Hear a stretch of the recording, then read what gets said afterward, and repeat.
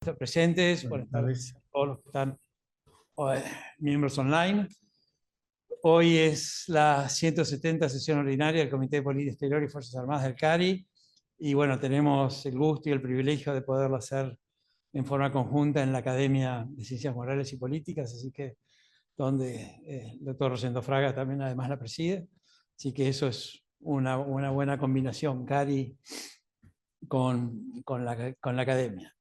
Con la Academia Nacional. Entonces, bueno, hoy el general de brigada Aníbal Luis Intini, usted nos va a hacer una presentación sobre el tema ciberespacio y ciberdefensa, temas que son claves. En estos 3 años ya que tenemos del comité, muchas veces se ha insistido, sobre todo Rosendo ha insistido, y de poner el tema ciberespacio y vinculado al tema defensa en el espacio como una de las áreas donde se van a definir muchas relaciones de poder en los años próximos. Así que bienvenidos a charlar sobre este tema. Y entonces, bueno, como siempre, damos la palabra al general y después haremos preguntas y respuestas y después haremos las conclusiones. Muchas gracias. Bueno, muy buenas tardes. Como decía recién el embajador, vamos a hablar un poquito de ciberespacio y ciberdefensa. En este ratito que tenemos vamos a compartir la exposición. Para comenzar, obviamente esto no funciona, pero bueno, es habitual, quiere decir que es un buen augurio que algo no funcione. Vamos a definir entonces el ciberespacio dentro del comienzo, digamos, de esta charla, y lo vamos a definir como el dominio físico y virtual complejo en el que se desarrollan actividades de creación, procesamiento, almacenamiento, intercambio, visualización y destrucción de información. Hago hincapié en la temática, en el problema de lo físico, porque tenemos tendencia a entender que el ciberespacio es totalmente virtual y que está constituido por aquello que circula virtualmente en nuestras pantallas. Y eso no es real, o es incompleto, digamos, en términos de que si no está el cable, el sistema no funciona. Si no hay electricidad, no funciona. Recordemos que el ciberespacio es una creación puramente del hombre y no existe naturalmente como el resto de los dominios. También hay que recalcar el hecho de que la Internet es solo una parte de este ciberespacio. Aquellas partes que intercambian, de acuerdo a la definición que leí anteriormente, información, procesan, almacenan, etcétera, datos, también son parte de ese ciberespacio, aunque formen parte de esas redes aisladas. Esas redes aisladas, particularmente, y lo destaco, son aquellas redes que están controlando sistemas y procesos industriales, como puede ser una refinería de petróleo, una central nuclear, etcétera, lo cual cobra una importancia a la hora de pensar en problemas cinéticos que vamos a ver más adelante a partir de que haya algún tipo de conflicto en este ciberespacio. Por eso, todo esto lo hacemos mediante el empleo de tecnologías de la información y la operación, que es un poco lo que vamos a ver más adelante. Estas tecnologías de la operación están cobrando cada vez más importancia en esta problemática. Es decir, el espacio artificial, imperceptible, transversal a todas las actividades que realizamos, y lo imperceptible claramente, bueno, hace un ratito yo estaba jugando con algún programita en la computadora y estábamos viendo todas las redes que están en este momento funcionando en este local. Todo lo que tenemos a la vista, y es realmente imperceptible, pero sin embargo está afectando y está conectando al celular que cada uno de ustedes tienen o los dispositivos electrónicos que podamos tener. Y la problemática de la frontera poco definida. Acá es muy difícil decir quién es el país o quién es mi vecino respecto de mi ciberespacio. Es decir, Claramente decimos que, bueno, Uruguay es nuestro vecino, Chile, Paraguay, bueno. En este caso, y después voy a volver un poquito más sobre este tema, vamos a ver que esto no queda tan claro. Cuando pensamos en el ciberespacio, podemos analizarlo con este esquema simplificado, donde lo podemos pensar en términos de capas. En el concepto de las capas, hay una capa física, que es esta componente física de la red, que es lo que yo mencionaba, la provisión de electricidad, los centros de datos, aquello que está apoyado normalmente sobre el dominio terrestre y es el responsable de la interconexión de todas las operaciones que nosotros realizamos y creemos que son virtuales, pero en algún momento requieren de todo esto. Si yo elimino o puedo cortar el suministro de energía a los sistemas de datos y demás, el ciberespacio deja de existir. Y un poco lo hablábamos hace un rato, qué ocurre en caso de conflictos donde avanzado el conflicto bélico y donde la destrucción ya puede llegar a niveles elevados, el ciberespacio empieza a perder vigencia porque producto de esa destrucción no hay cables, no hay conectividad, etcétera, etcétera.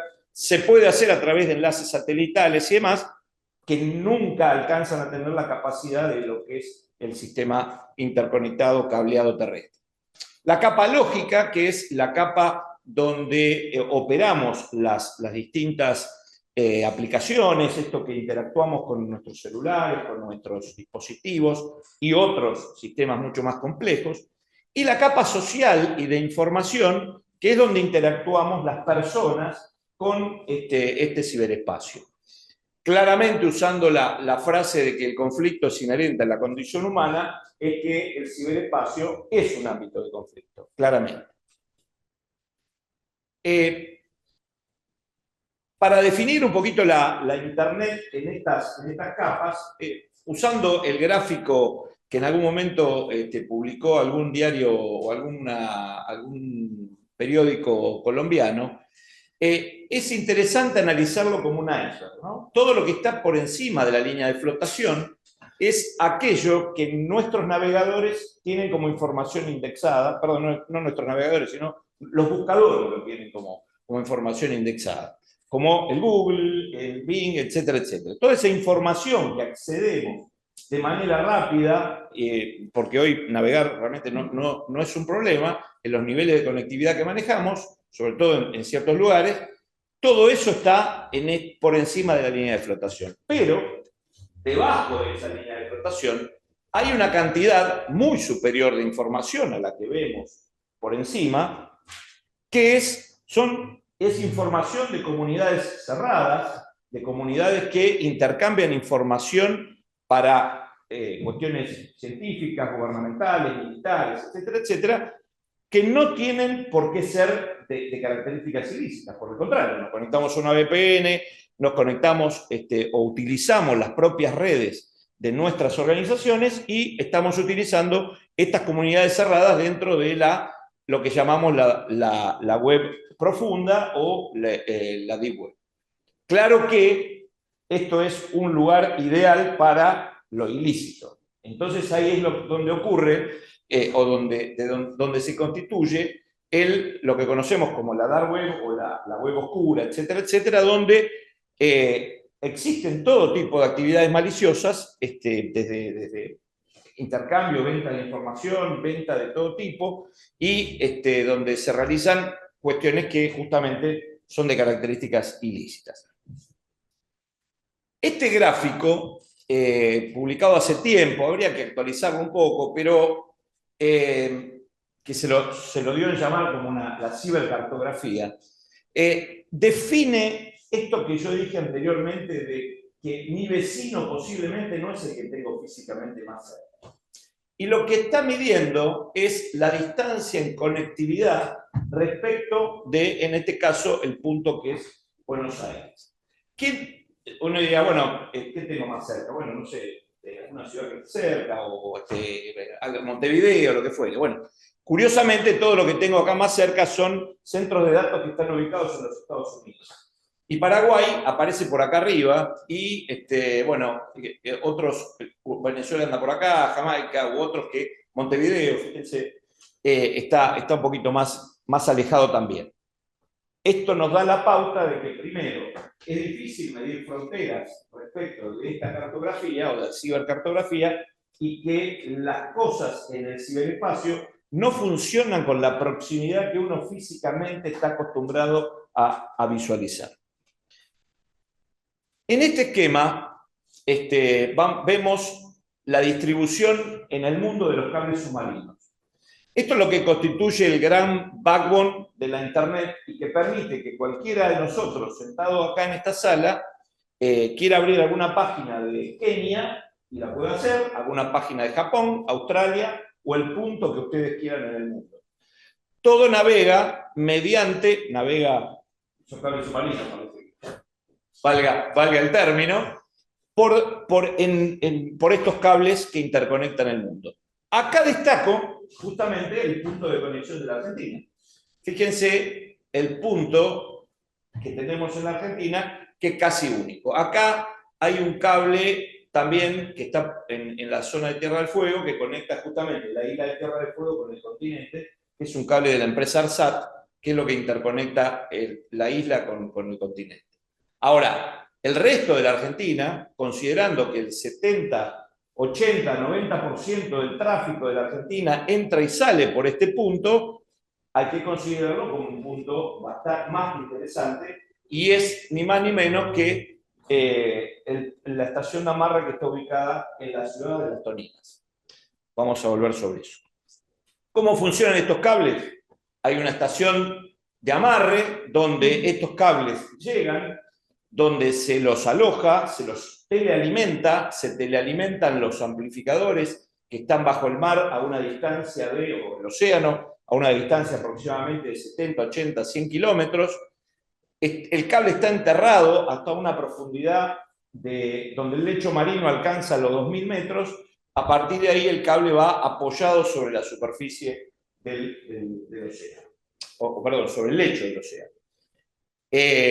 Y pasa por zonas que son aguas internacionales o aguas soberanas en determinados casos, en que pasan, bueno, obviamente en la zona del mar argentino, etcétera, etcétera.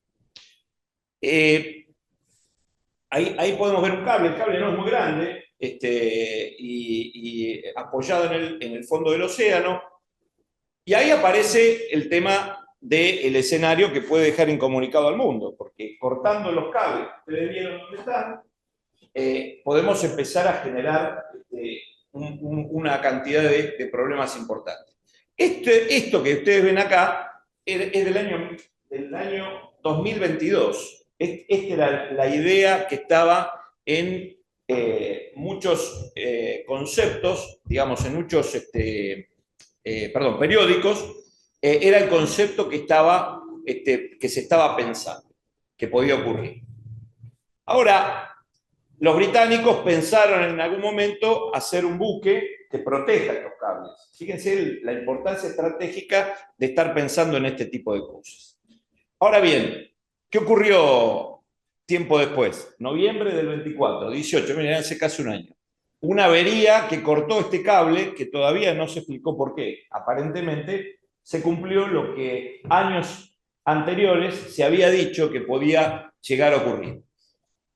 Curiosamente, este cable no tenía mucho reemplazo, no tenía mucha capacidad de tener un backup por el resto de la red. Así que tenía características estratégicas. Bueno, incomunicó bastante y molestó bastante a toda la zona, y fíjense que están en zona de conflicto, ¿no? Lo que ustedes ven acá es una imagen aproximada de la densidad de los centros de datos en el mundo. Como ustedes pueden ver, yo lo veo bien, no sé si en lo que se está viendo por el Zoom se alcanza a ver la distribución, pero creo que cuesta poco darse cuenta de que el grueso de los centros de datos están entre los Estados Unidos y Europa y un poco más acá en la zona del Oriente. Y acá nos hace pensar en cuanto al concepto de la nube, el concepto de dónde estamos subiendo nuestros archivos, dónde tenemos almacenado lo que creemos que es nuestro, y como tenemos el usuario, la contraseña, etcétera, etcétera, creemos que nadie lo va a tocar. ¿Dónde está guardado el dato que hoy subimos en el WhatsApp con un archivo determinado, con un archivo de determinada importancia para alguien, por lo menos para uno, y que le puede interesar a otro? Posiblemente apoyado donde mi sistema legal no tiene ningún tipo de jurisdicción ni competencia. Entonces, cualquiera podría entrar a un centro de datos que no es propio y decir, bueno, o un juez podrá ordenar, extraigan tal información de tal lado. Posiblemente esa información es nuestra y alguien puede tomar control de eso. ¿Qué quiero decir con esto? En el momento de manejar información estratégica hay que asegurarse de que esa información esté apoyada en territorio nacional y que nosotros tengamos jurisdicción y competencia para poder, digamos, acceder y manejar ese tipo de información. La información o los datos dentro de la tecnología tienen tres momentos. O se están transportando, o se están almacenando, o están en proceso o se están procesando. Son tres estadios donde nosotros podemos encontrar información. O se están transportando las redes, la fibra, etcétera, etcétera. El resto, procesando y almacenando, están en estos centros de datos. Y fíjense dónde está el grueso de la información del mundo. Esto que ustedes ven acá es una situación que ocurrió hace un tiempo, y esta empresa, CrowdStrike, no fue un ciberataque, pero distribuyó una actualización de este software que dejó fuera de combate todos los aeropuertos, muchos de los aeropuertos del mundo.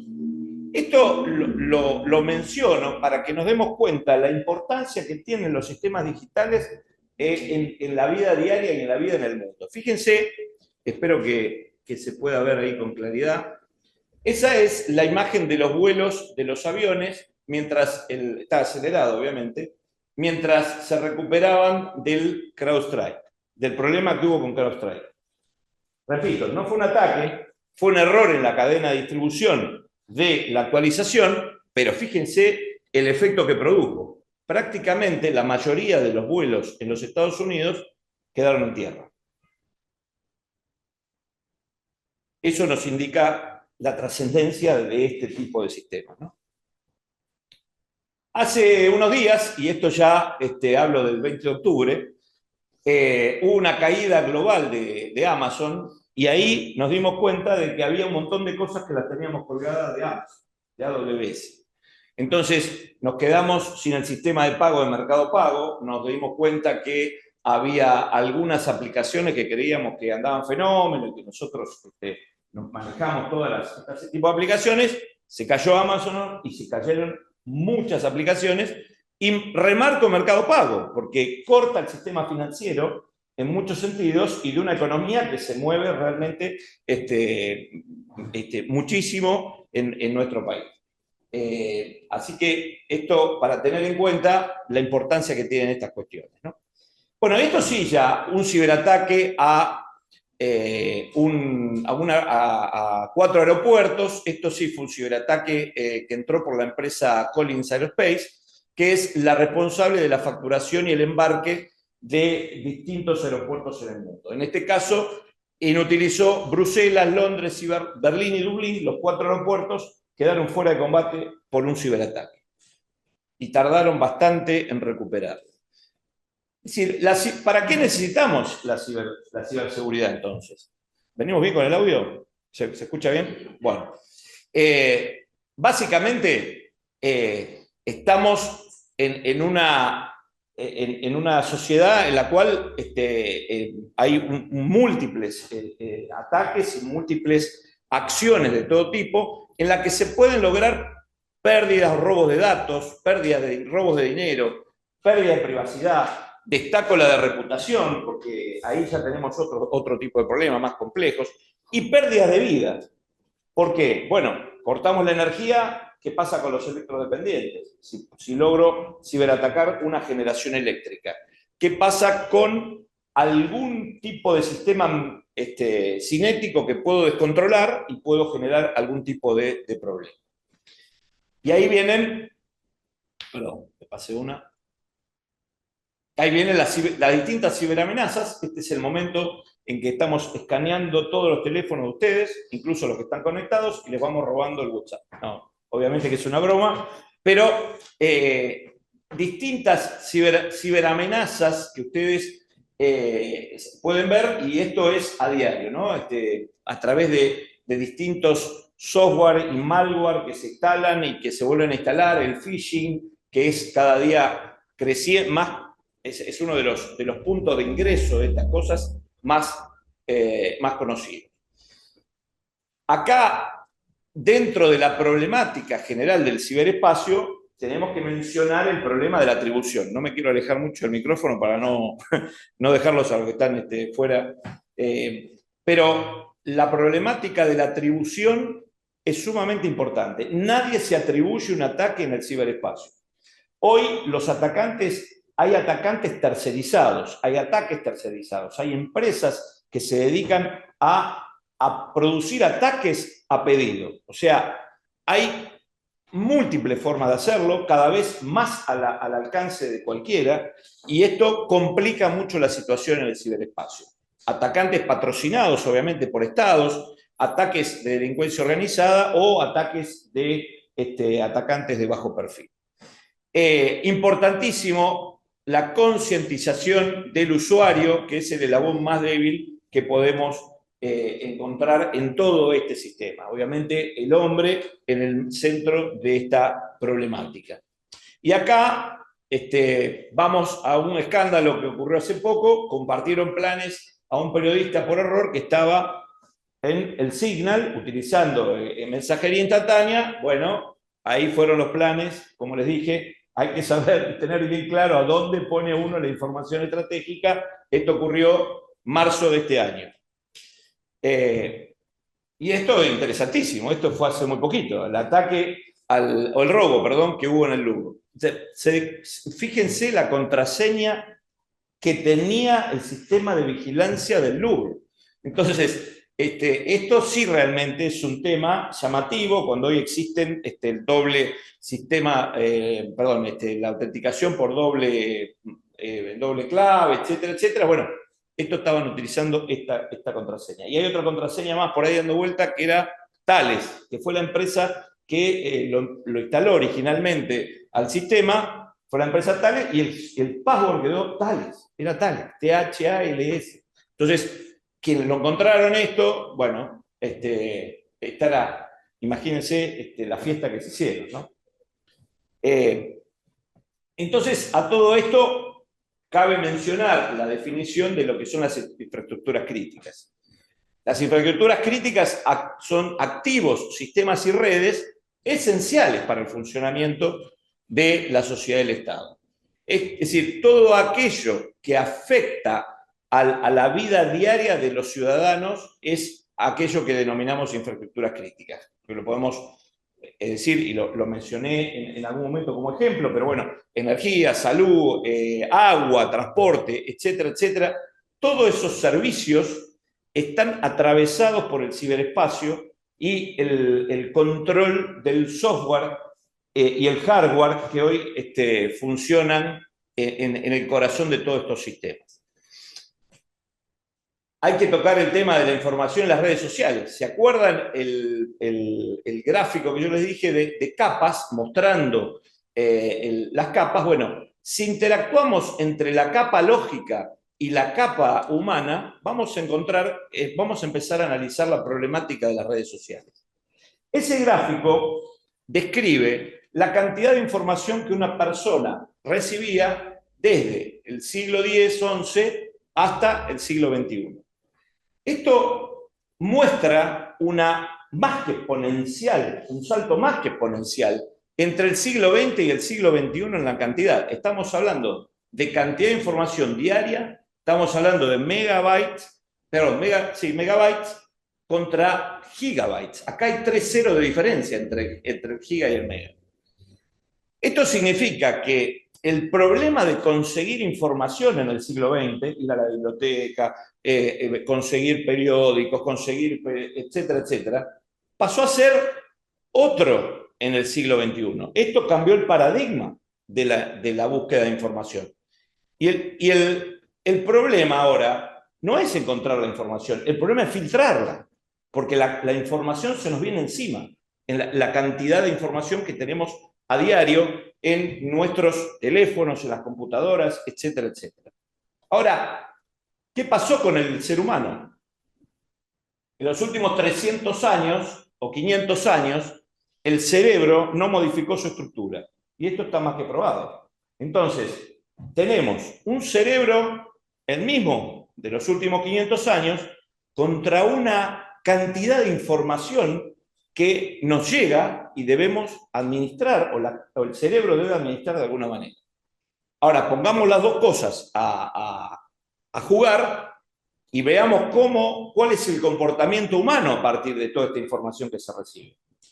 Bueno, queda en la pregunta, yo no lo voy a contestar porque me da mucho miedo, y creo que es muy difícil, y lo veremos, lo estamos viendo y lo veremos en los próximos años cómo evoluciona esta problemática.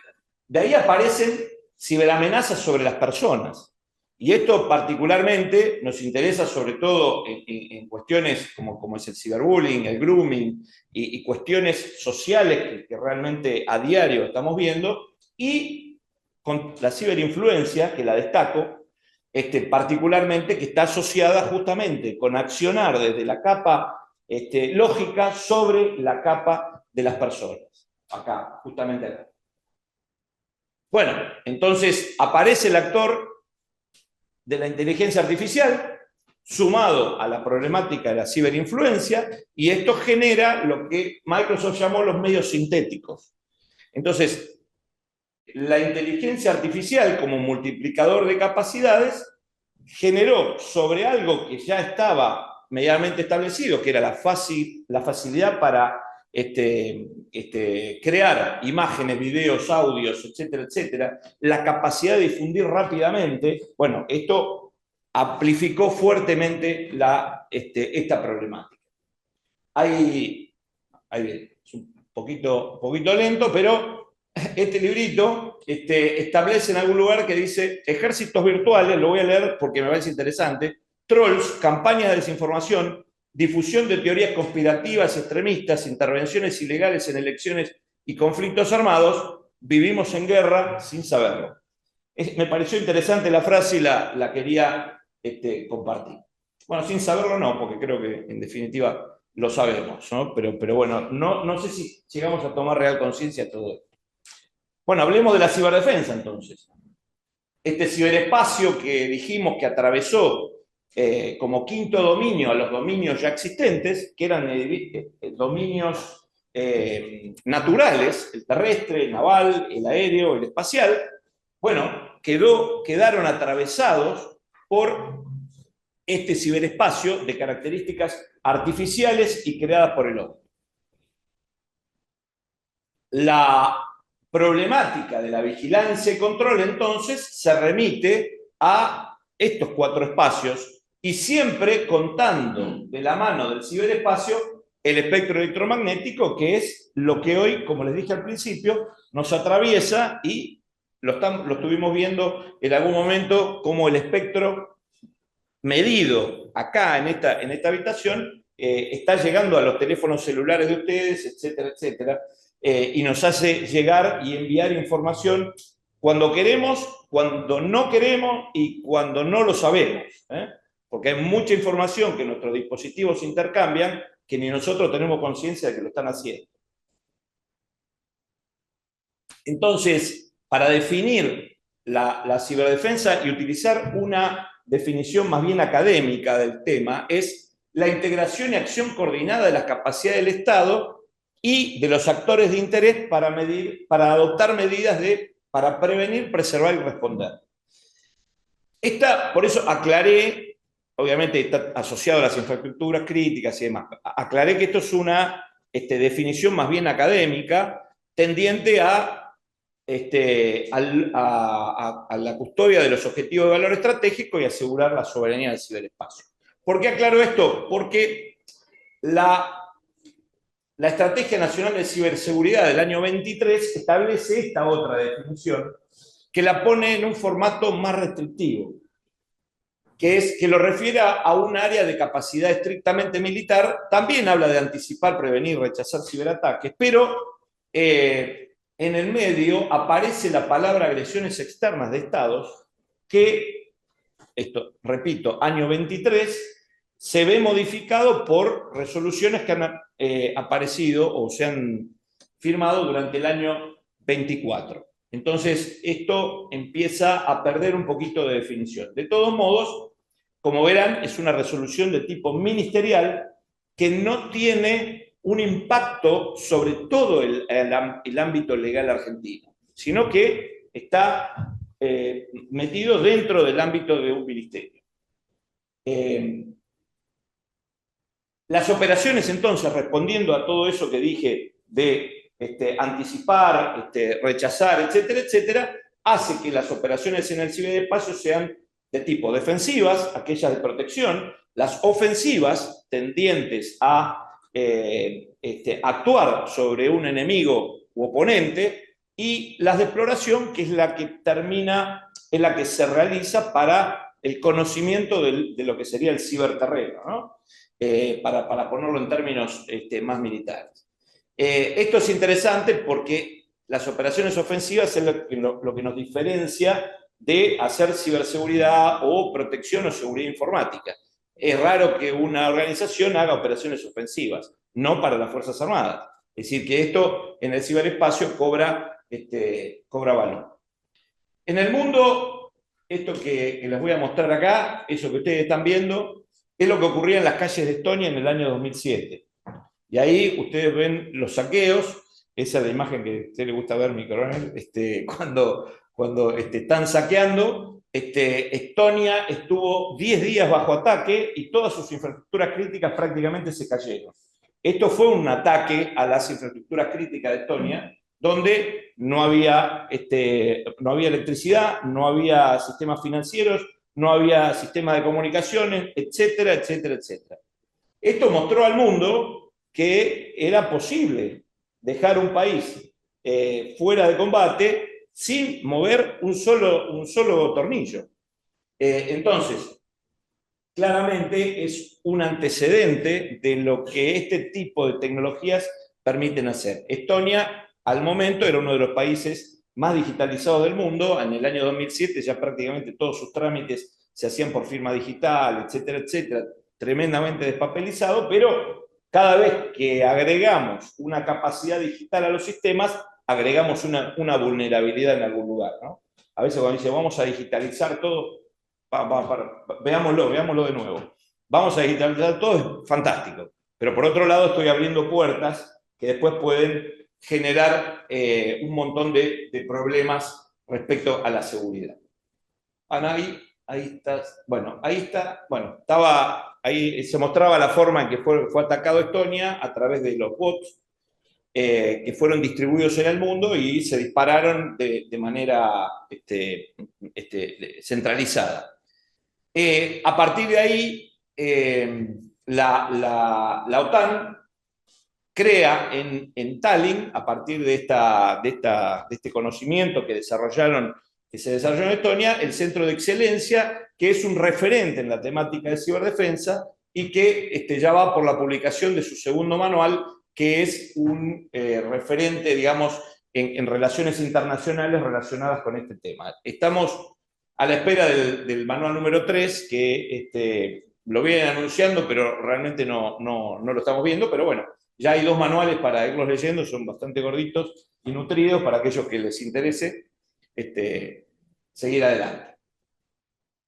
Bueno, esto es un caso concreto de un ataque OT, digamos, a las tecnologías de la operación. Acá lo que se hizo fue generar un malware durante el 2008 al 2010 entre los Estados Unidos e Israel, donde instalado mediante un sistema, digamos, habiendo distribuido memorias en un centro comercial cercano a Natanz, que es donde estaba esta... Hoy Natanz cobró nueva notoriedad por los últimos ataques y demás, pero bueno, este software se instaló en los sistemas, utilizó inteligencia artificial ya en esa época, relevó todas las variables concretas del sistema, tomó el control de las centrifugadoras, mientras le mostraba a los operadores que el sistema funcionaba muy bien, las aceleró y las frenó hasta que las rompió. Esto frenó fíjense que hay un efecto cinético, las arrancaba y las frenaba, ¿no? Efecto cinético que podía haber generado una explosión o una cosa muy superior. Esto frenó el desarrollo iraní en este sentido cerca de 10 años. Le rompió las centrifugadoras que eran para obtener uranio enriquecido. Otro dato interesante de la historia es que los rusos se desconectaron de la Internet y probaron cómo funcionaban de manera independiente, lo que llamaron la RUNET. Sería interesante pensar que cada uno haga el ejercicio de decir, ¿qué pasa si me desconecto? Me desconecto del mundo. Va a dejar de funcionar básicamente el famoso WhatsApp, el Telegram, van a dejar de funcionar, y nombré dos.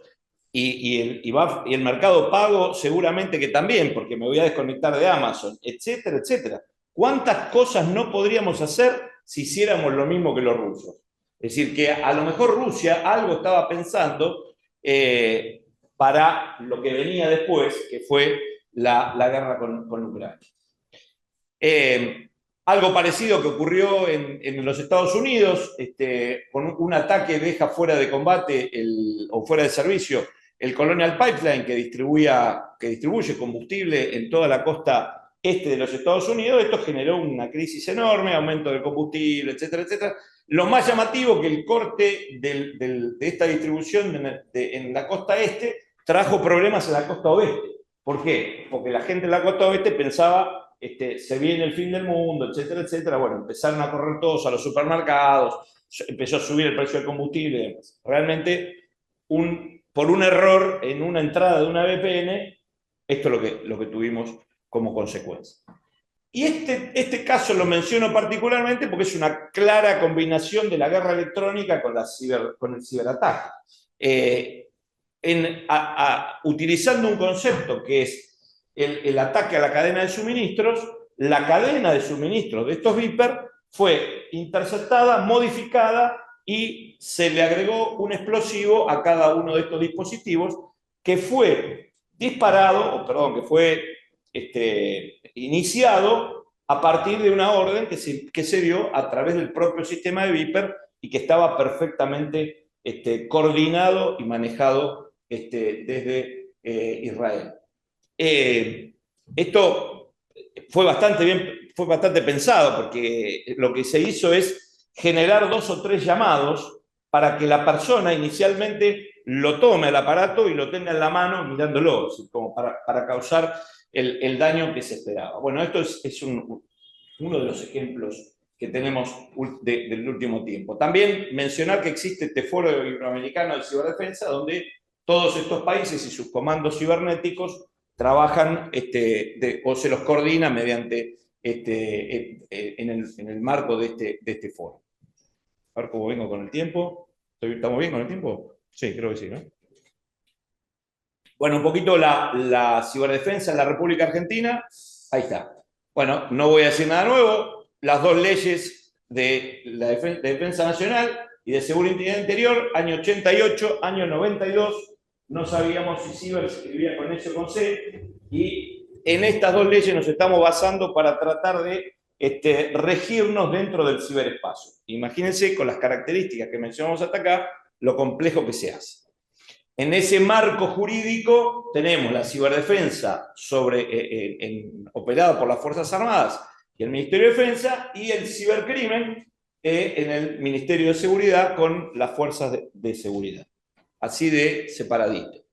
Claro, En el año 24 aparece un decreto que modifica el sistema de defensa nacional y que también pone al Comando Conjunto de Ciberdefensa dentro de este marco de competencia en el sistema de defensa nacional. ¿Qué es lo que también... A ver, ¿pasó? No.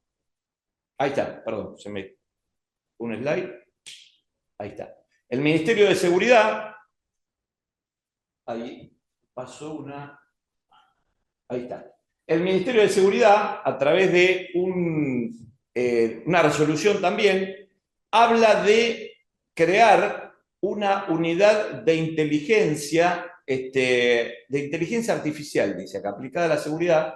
No sé por qué sale no, ¿se ve en el resto del pedacito de acá? Bueno, y habla de patrullar mediante drones, áreas estratégicas y demás, y patrullar las redes sociales abiertas y aplicaciones, etcétera, etcétera, en la Internet profunda y la Dark Web, año 24. También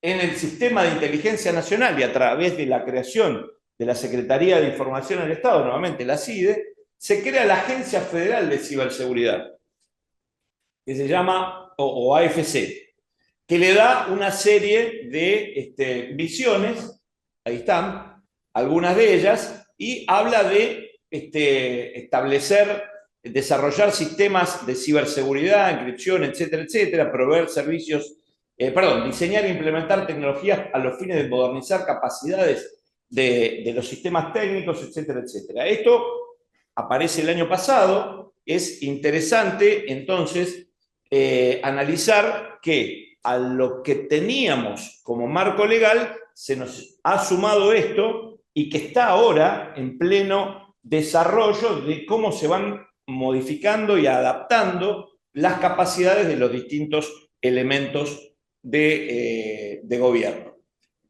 Como nota de color, el Ministerio de Defensa le agrega la especialidad en ciberdefensa a los liceos militares. El Liceo Militar de Arauz de la Madrid es el primero que va este año a trabajar sobre este tema y los cadetes van a egresar con alguna diplomatura en la temática de ciberdefensa.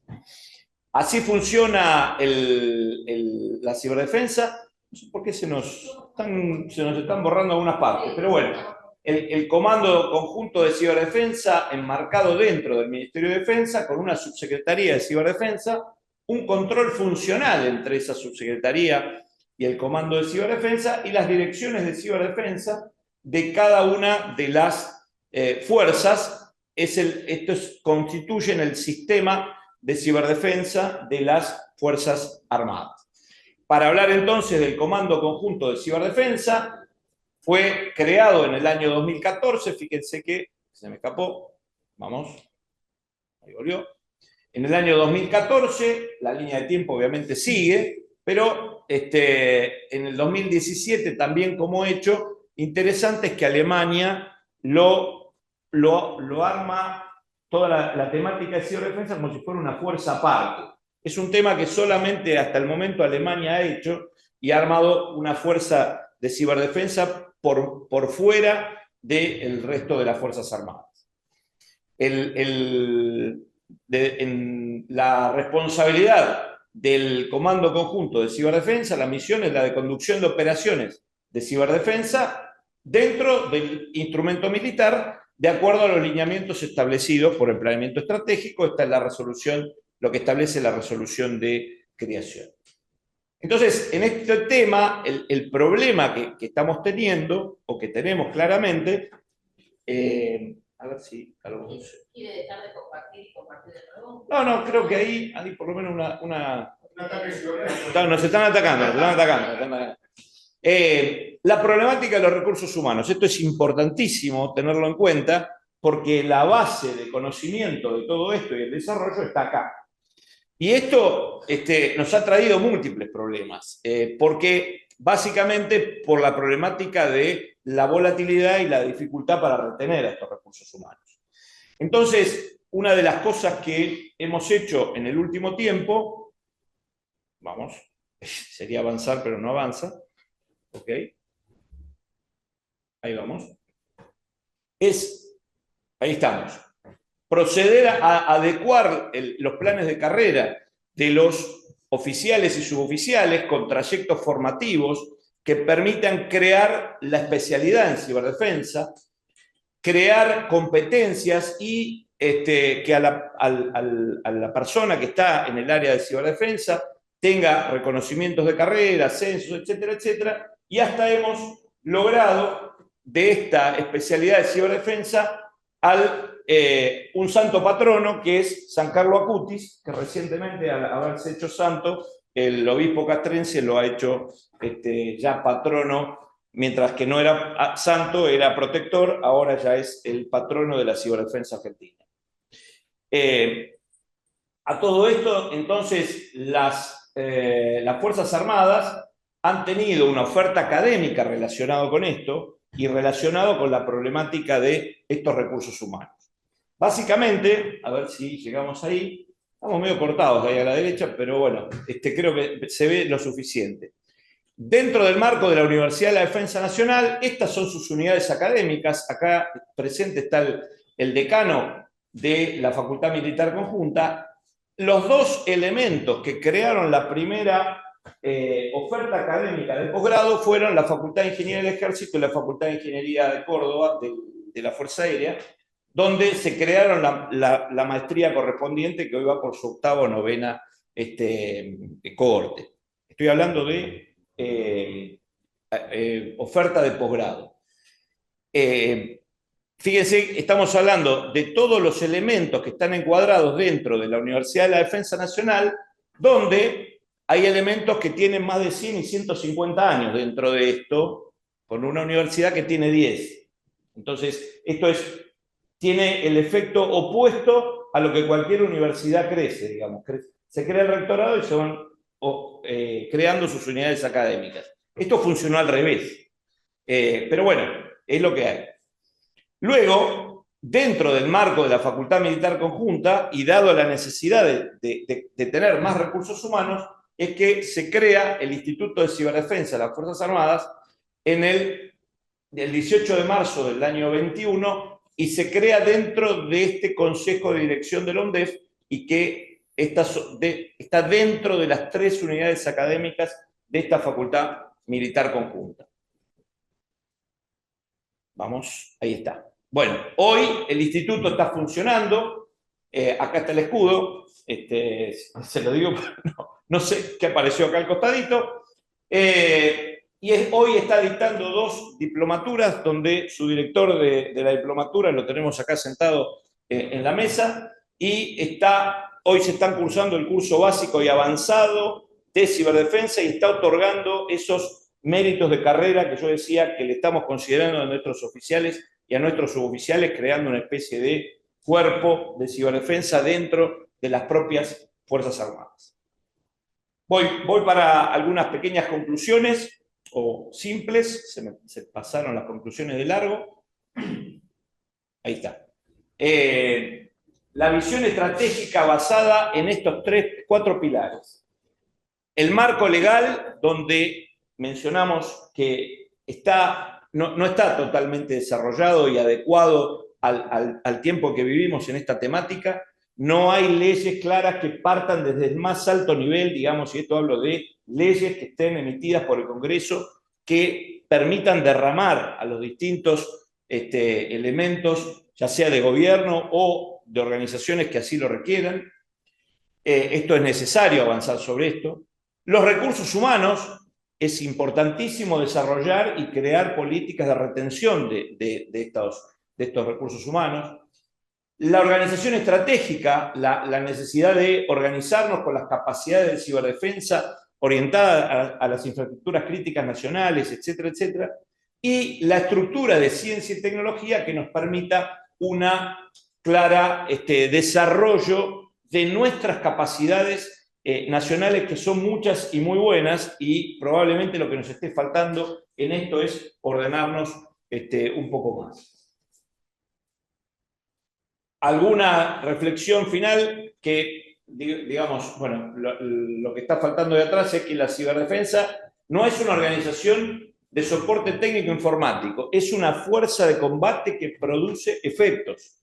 no es el que viene a reparar la impresora, es una fuerza que está preparada para producir determinados efectos. También León Panetta, un secretario de Defensa de los Estados Unidos de hace muchos años, de hace unos años, dijo que el próximo Pearl Harbor bien podría ser un ciberataque. Algo medio parecido le pasó a Tallinn, ¿no? Perdón, a Estonia, ¿no? Bueno, y un poco para cerrar este tema, ya en el año 22 hicimos una prueba de concepto de lo que era la protección de infraestructuras críticas, desplegando una fuerza conjunta de ciberdefensa y guerra electrónica en el área de las Toninas. Esto lo hicimos en un despliegue de una semana y ahora vamos a probar si nos anduvo el audio. Tengo un pequeño video que les voy a compartir, que son 2 minutos, donde el entonces ministro de Defensa, Eliseo Tayana, en ese momento, explica cuál es la actividad que se estaba haciendo en la planta o en esta estación de amarre, cuyo frente ustedes lo están viendo en la fotografía, y acá están viendo el lugar. A ver, ¿cómo vamos con esto? ¿Tenemos el audio? Lo que estamos haciendo acá es un ejercicio basado en la defensa de uno de los puntos o objetivos críticos del país, a través de un ejercicio que básicamente pone el acento en los temas de ciberdefensa y los temas de guerra electrónica. Lo que estamos haciendo es un ejercicio de cómo defendemos un objetivo crítico, que es el 90% del ingreso del Internet y la salida de la Argentina, de un presunto ataque hostil de un ejército extranjero que nos ataca. Entonces eso requiere una coordinación de distintos elementos, requiere una coordinación, por eso es una operación conjunta, requiere coordinación de fuerzas de ejército, de fuerza aérea, como hemos visto, y de la marina. Tenemos barcos para hacer la defensa marítima, porque el cable submarino viene de abajo y porque además en el ejercicio está pensado que las fuerzas hostiles también puedan venir desde el océano. Y después hay toda una serie de elementos que tienen que ver con la defensa, ya sea con el ataque con los barcos, con la defensa para detener naves hostiles, que es lo que ya vimos el ejercicio de aviones interceptores para un avión extranjero y el uso de la artillería que está. Y al mismo tiempo es un gran ejercicio de coordinación de estos temas de ciberdefensa y de guerra electrónica, que son temas que están adquiriendo cada vez más relevancia en general en el desarrollo de los conflictos. Y vemos que distintos ejércitos de países muy poderosos desarrollan ampliamente esos sectores. Así que nosotros estamos haciendo con nuestros elementos, con varios elementos nuevos que son resultado en parte de adquisiciones del FONDEF, que nos está permitiendo modernizar bastante el armamento y los sistemas de armas, y este ejercicio es el primero de esta característica. Así que bueno, es una forma de ejercitarse y al mismo tiempo una forma de prepararse y de aprender.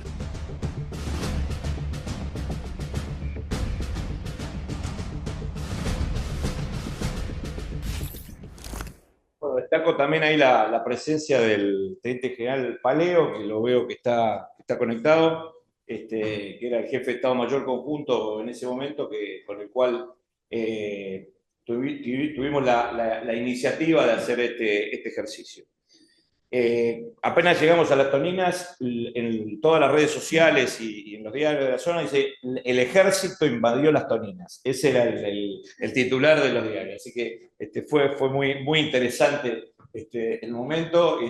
La gente nos apoyó muchísimo, de que vean en un lugar que no es habitual, digamos, ver estos movimientos, este despliegue de 300 y pico de personas, de efectivos, con 100 vehículos y demás, de las tres fuerzas. Fue una operación muy interesante, por eso se las quería compartir.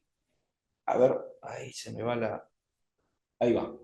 Ya para cerrar, entonces, la ciberdefensa no es una opción. El que retrase su desarrollo es la próxima víctima. Acá siempre me gusta recordar una frase que alguien dijo por ahí, que hay dos tipos de organizaciones, las que fueron ciberatacadas y las que no saben que fueron ciberatacadas.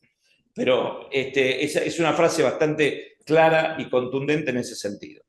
La actividad de la ciberdefensa es una actividad operacional que tiene un efecto sobre el enemigo o oponente, como dije en algún momento, y evita las operaciones cibernéticas sobre los propios medios.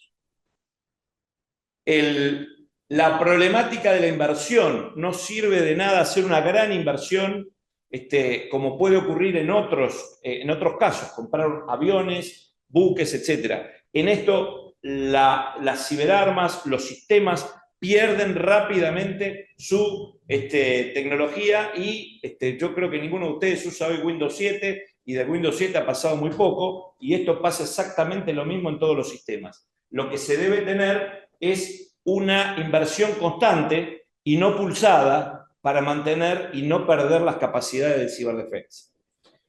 Y además, bueno, por último, sabemos que el ciberespacio se ha convertido en un ambiente de conflicto y claramente debe desarrollarse y complementar al resto de los dominios en todo aquello que no sea propio del mismo ciberespacio. ¿Qué quiero decir con esto? Hay conflictos dentro del ciberespacio que se resuelven dentro del propio ciberespacio, pero como ese ciberespacio es transversal al resto de los dominios, es necesario que el ciberespacio esté desarrollado y apoyando las acciones que ocurran en el resto de los dominios. Ningún dominio reemplaza a otro.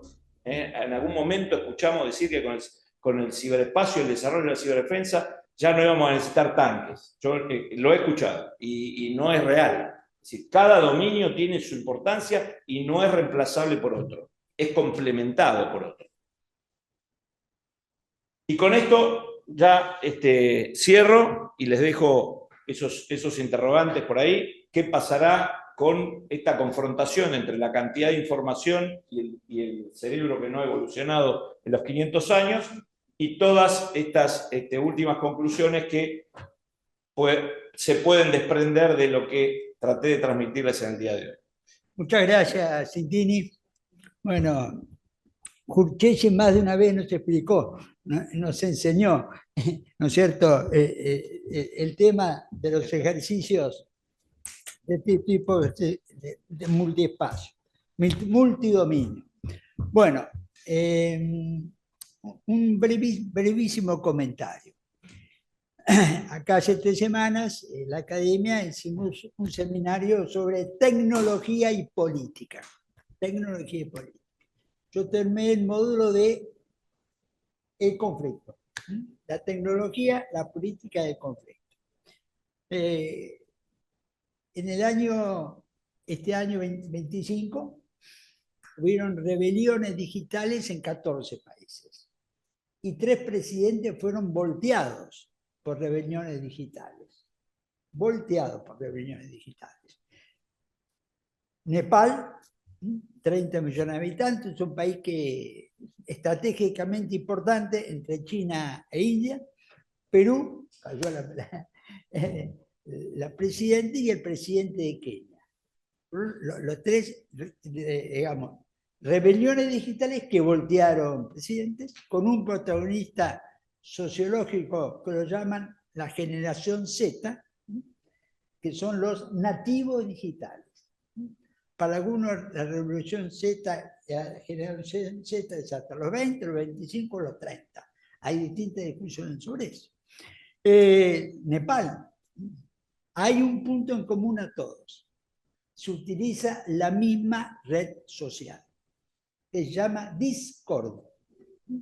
Y Discord estaba en la plaza de Lima contra el presidente, Discord estaba en Nepal, Discord estaba en Kenia. Que Discord es una red social de jueguitos, solamente de jueguitos. Se intercambian y comparten jueguitos, pero para entrar a Discord hay que tener la invitación. No es una red social libre como Facebook, por ejemplo. Bueno, por ejemplo, en Nepal, ¿cómo se desarrolló? Discord empezó a convocar a la generación Z contra el gobierno, básicamente algo que irritaba mucho los ministros, líderes políticos, los hijos de ellos, mostrando en Facebook autos, etcétera, etcétera, etcétera. La misma red social era la causa del malestar, el detonante del malestar. Queman el Parlamento, queman la casa del primer ministro, queman las casas de varios ministros. Entonces el gobierno llama al ejército que se haga cargo de la situación. El ejército nepalés baja y el ejército nepalés negocia con los líderes de Discord. Y acuerdan hacer un referéndum para elegir un nuevo primer ministro provisorio.